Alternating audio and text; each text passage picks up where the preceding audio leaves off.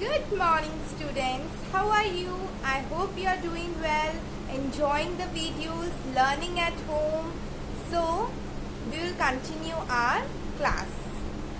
तो क्लास 8 हम पढ़ रहे थे micro organism friend and fro और मैंने आपको इंट्रोडक्शन पढ़ाया था कि माइक्रो ऑर्गेनिजम्स होते क्या हैं।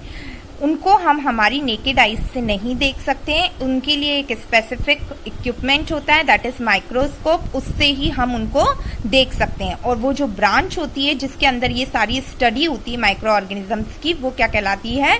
माइक्रोबायोलॉजी। ओके चिल्ड्रन, अब माइक्रो ऑर्गेनिजम्स जो होते हैं वो यूजफुल और हार्मफुल रोल दोनों हमारी लाइफ पर प्ले करते हैं। मतलब हमारे लिए यूजफुल भी होते हैं और हमारे लिए हार्मफुल भी होते हैं। They have role in preparation of curd, bread, cake और अल्कोहल। इनके प्रिपरेशन में भी माइक्रो ऑर्गेनिजम्स हेल्प करते हैं। They have role in cleaning the environment and preparation of medicine in increasing soil fertility etcetera. और इन सब में भी वो हमारी हेल्प करते हैं। ओके, और मैंने आपको दी थी ये एक्टिविटीज पढ़ने के लिए। आई होप आपने पढ़ी होगी और आपको थोड़ी बहुत समझ में आई होगी। आज हम इस एक्टिविटी को थोड़ा डिटेल में पढ़ते हैं। So what they are saying, collect water from different sources like drain, well, canal, lake, pond and river in clean glass test tubes। ठीक है, लेबोरेटरी होती है, उसमें है ना टेस्ट ट्यूब्स होते हैं चिल्ड्रन। अब जो साइंस की लैब होती है उसमें टेस्ट ट्यूब्स होते हैं, ऐसे होते हैं टेस्ट ट्यूब, कांच के बने होते हैं और फिंगर लाइक ऐसे प्रोजेक्शंस होते हैं, ऐसे होते हैं टेस्ट ट्यूब्स। ठीक है, तो हमें क्या करना है, हमें drain, well, canal, lake, pond, river और इन सब से हमें थोड़ा थोड़ा पानी लेना है और उनको क्लीन ग्लास टेस्ट ट्यूब्स में डालना है। Allow these samples to settle down. फिर हमें उनको क्या करना है, सेटल डाउन होने के लिए रखना है। Observe first with naked eyes and then with a magnifying glass. पहले तो हमें हमारी नॉर्मल आंखों से ही देखना है, फिर उसको मैग्नीफाइंग ग्लास से देखना है। Put a drop of water from each sample one by one on a glass slide and observe it under a microscope। What do you observe? फिर जो हमने अलग अलग जगहों से पानी लिया है उसकी एक एक ड्रॉप हमें लेनी है और माइक्रोस्कोप के अंदर एक एक ड्रॉप को डाल करके उसको माइक्रोस्कोप में देखना है कि हमें क्या नोटिस होगा। तो हमें क्या ऑब्जर्व होगा? You will observe that many small organisms are present in water under a microscope. बहुत सारी छोटी छोटी माइक्रो ऑर्गेनिजम्स हमें दिखेंगे माइक्रोस्कोप में। These organisms could not be seen when observe through the naked eyes. जब हम उसको ऐसे देखेंगे अपनी आंखों से तो हमें नहीं दिखेंगे, लेकिन माइक्रोस्कोप में वो सारे माइक्रो ऑर्गेनिजम्स हमें दिखेंगे। Write the number and types of organisms observed in different sources of water. Can you draw some conclusion from this activity? You will see many small organisms. These organisms could not be seen with the naked eyes. तो children ये basically एक activity है जो हम सिर्फ lab में ही perform कर सकते हैं। ठीक है, उसको परफॉर्म करने के बाद ही हम कोई डिसीजन पे पहुंच पाएंगे कि क्या क्या हमें दिखेंगे। लेकिन ये बात सही है कि अगर हम माइक्रो ऑर्गेनिज्म देखेंगे माइक्रोस्कोप के अंदर तो हमें different types of micro organisms दिखेंगे। Okay, second activity what they are saying, thoroughly moisten piece of bread with water, keep the bread in air for a day or two, then keep the piece of bread for 3-4 more days in warm place। what happens after 4-5 days? ये सबके घर में होता है ना। एक हमें bread लेना है, उसमें थोड़ा सा पानी का छिड़काव कर देना है और उसको एयर के अंदर ड्राई करने के लिए रख देना है। ठीक है, फिर थोड़े दिन के लिए उसको थोड़ा गर्मी में रख देना है हमें। क्या होगा, फफूंद लग जाएगी उसके ऊपर। You will find that bread get covered with greyish white patches. Examine these patches under a microscope. You will see tiny black round structures growing or thin long stalks from the bread। तो वो fungus होती है, right? Fungus क्या है? एक तरीके की micro organism है। अगर हम उसको माइक्रोस्कोप के अंदर देखेंगे तो फिर हमें डिफरेंट तरीके के स्ट्रक्चर्स दिखेंगे। Okay, so this is also an activity which can be performed in our lab. Third activity क्या कह रहे हैं वो,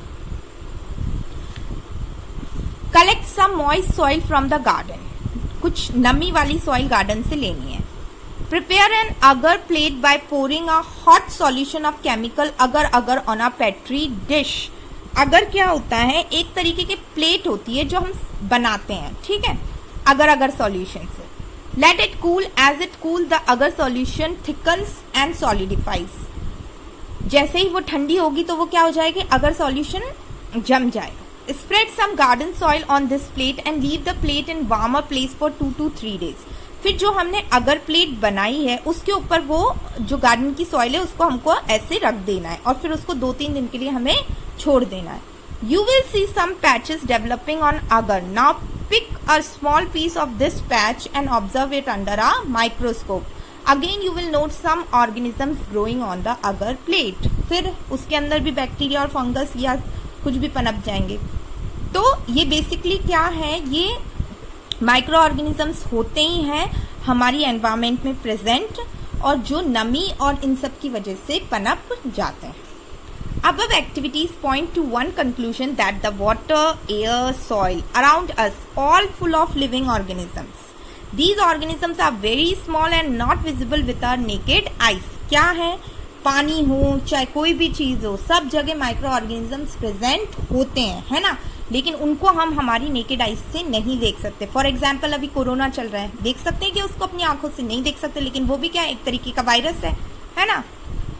in fact 300 years ago, a Dutch storekeeper, Antony van Leeuwenhoek, had discovered the world of microorganisms. जो ये scientist है Leeuwenhoek, उसने क्या किया था, उसने माइक्रो ऑर्गेनिजम्स जो वर्ल्ड है उसको डेवलप किया था कि क्या होते हैं micro organisms. Leeuwenhoek carefully Drew and describe everything he saw. From the records, scientists knew that he saw bacteria, fungi, and many other tiny creatures. Though small, these creatures are very important to human. क्योंकि ये बहुत छोटे होते हैं इसलिए हमारी naked eyes से नहीं दिखते हैं, लेकिन ये हमारे लिए बहुत ज़्यादा इम्पॉर्टेंट भी होते हैं और बेकार भी होते हैं। Such tiny organisms are found all around us. हमारे आसपास सब जगह हैं।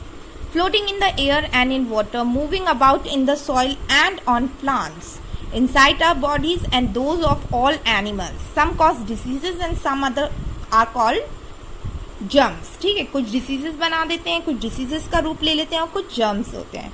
However most are harmless. कुछ ही बैक्टीरियाज, कुछ ही फंगस होते हैं जो हमारी बॉडी के लिए यूजफुल होते हैं, बाकी तो सारे क्या होते हैं, हार्मफुल ही होते हैं। हार्मलेस, कुछ हमें हार्म करते हैं, कुछ नहीं करते हैं। Today scientist call these small living organisms as microbes और माइक्रो ऑर्गेनिजम्स। अब इन्होंने साइंटिस्ट ने इनको क्या नाम दे दिया है, माइक्रो ऑर्गेनिजम्स या microbes. Most microorganisms are too small to be seen without the aid of magnifying glass or a microscope.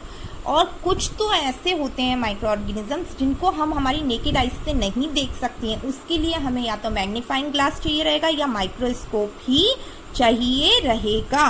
अब क्या कह रहे हैं वो, काइंड्स ऑफ माइक्रो ऑर्गेनिजम्स कितने टाइप के होते हैं। Major kinds of micro organisms include bacteria, fungi, protozoans, algae और वायरसेस। ये क्या है, ये सारे माइक्रो ऑर्गेनिजम्स हैं। तो जो अभी वायरस चल रहा है कोरोना वायरस, वो भी क्या है, माइक्रो ऑर्गेनिज्म है, जो कि हमें ऐसे नहीं दिखेगा, सिर्फ हम माइक्रोस्कोप की वजह तरफ से या फिर मैग्नीफाइंग ग्लासेस से ही देख सकते हैं। तो इन बैक्टीरिया, इन सारों के बारे में हम डिटेल में पढ़ेंगे। तो कल मैं आपको बैक्टीरिया के बारे में पढ़ाऊंगी। ओके चिल्ड्रन, तब तक आपको ये चैप्टर रीड करना है और समझने की कोशिश करनी है।